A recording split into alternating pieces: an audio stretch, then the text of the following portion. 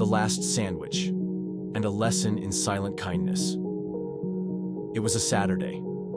I got off work late. I was tired, my head spinning from a long meeting. I stopped by a small corner bakery, a place that still had the old-fashioned feel of the 70s. I just wanted a sandwich, like I always did. But that day, the shop was almost empty. I looked around. There was only one sandwich left.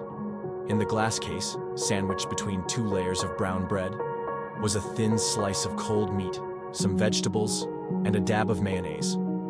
I was about to buy it. But then, something stopped me. There was a small piece of paper stuck to the package.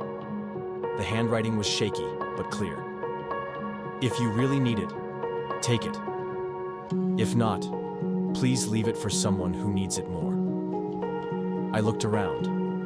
There was no one in the shop, except a little old lady walking out the door. I ran after her and asked if she was the one who wrote the note. She nodded, then smiled slightly. "I have some food at home, but I know someone who might not have anything tonight." Then the old lady walked slowly, blending into the cold flow of people in the city afternoon. I stood still for a moment. In my hand was still the cake. My emotions were mixed. Part of me wanted to keep it because I was hungry too.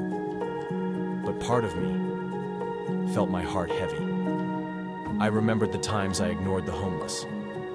I remembered the times I had leftover food and threw it away without thinking.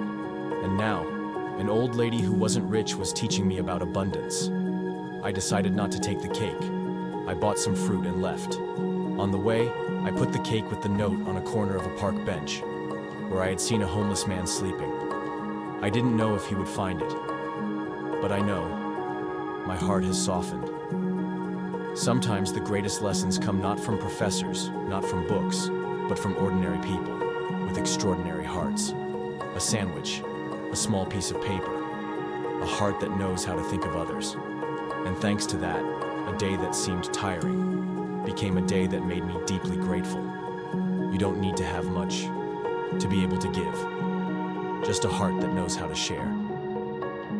There are lessons not in books, nor from great people, but from an ordinary person with a heart warm enough to think of others.